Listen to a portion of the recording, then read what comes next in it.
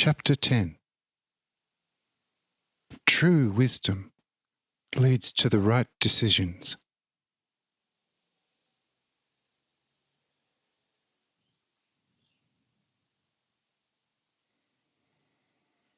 Helena says, "What you have just said so truly, I have understood very well. Only one thing I don't understand is how you became so wise." Jara says, "Don't let that concern you, for that is a thing of the Lord, who gives the people different gifts of favour according to their capabilities, and sows among them like a sower the wheat on a tilled field. Where the seed falls on good soil, it soon and easily bears much fruit." I think that your heart is also a good field. Helena says, "It should be. But I lived too long in blind paganism that still chimes in me like a badly tuned tone on a wind lyre. I surely know the truth now, and it has now become my life. But considers my great nation at home that still firmly depends on paganism and on its tin gods. What effort will it cost us now to give the nation another light and to take away their superstition? If the Lord's all-powerful will does not support us, we will achieve little or nothing."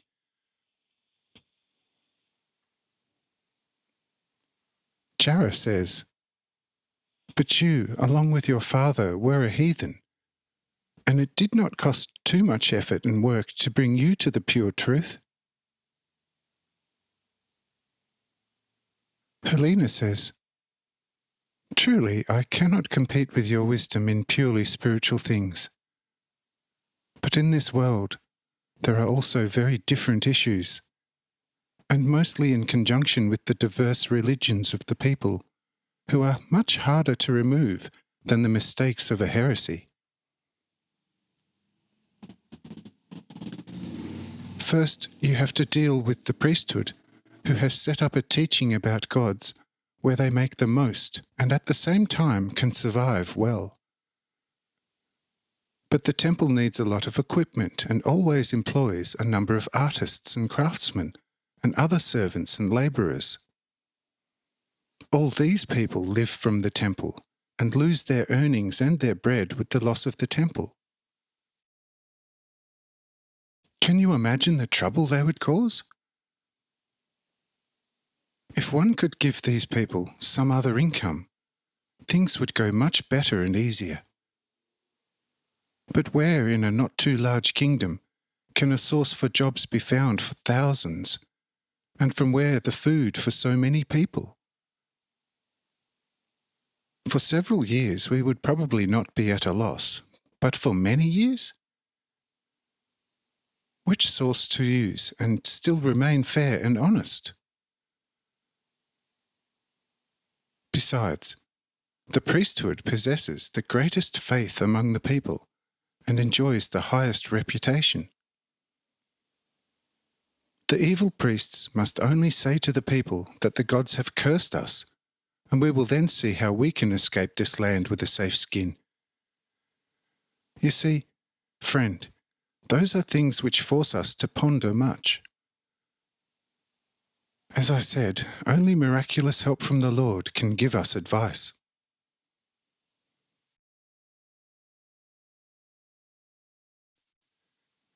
Here in this Jewish kingdom, it will be difficult to spread this purest light from the heavens, because the old religion of Moses is already too much peppered with such falsehood and deceit with which the priests have become too rich and now live too well. At the same time, the priests know how to deal with the rulers and make themselves indispensable to them in all political considerations.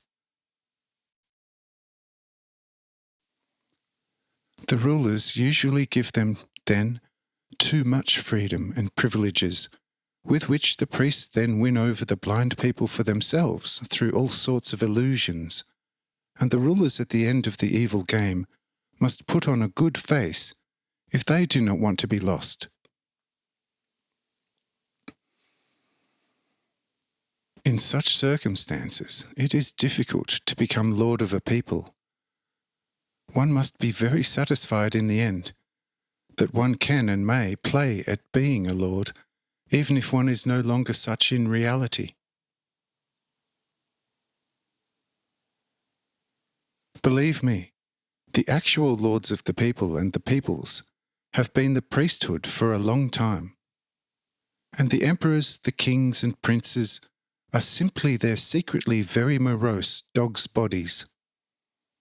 And many want to make things better and get rid of all the obese and well-fed servants of God, if they could. But they cannot, and least of all in a humane way. And look, if I now think about it, my hair neatly stands on end. Do you see this difficulty?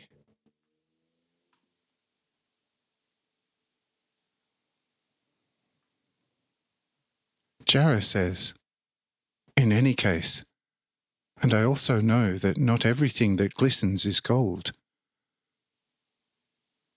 But in addition, the fact also has to be considered that for us people many things are not possible that are very possible for God and with His help. Thus, just do as much as you can and leave the rest to the Lord. Then everything will reach its desired proper goal. Then you have Mathau, who is equipped with much wisdom, strength and power from the Lord. And he's almost as wise and powerful companions. They all will in time achieve something. And so you can now relax.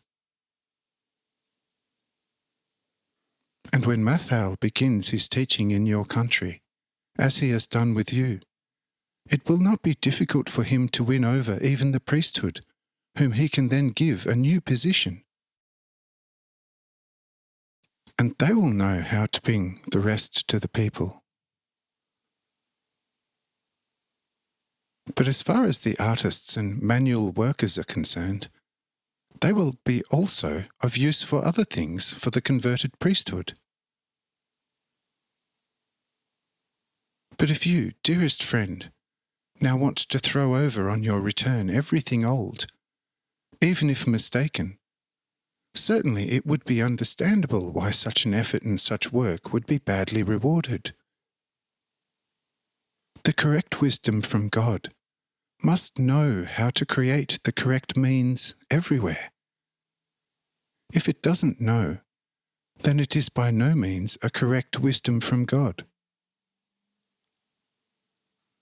What it does with one person, it does with thousands. Only naturally more time and patience is demanded than with one person. But everything can happen in time and with the suitable means. Rome was not built in a day, and you cannot empty a well with one bucket. And so it is everywhere. The good will, the time and the correct means can move mountains and dry up a sea.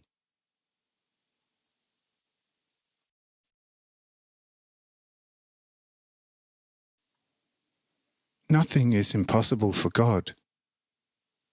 Where He helps spiritually and naturally, everything is possible.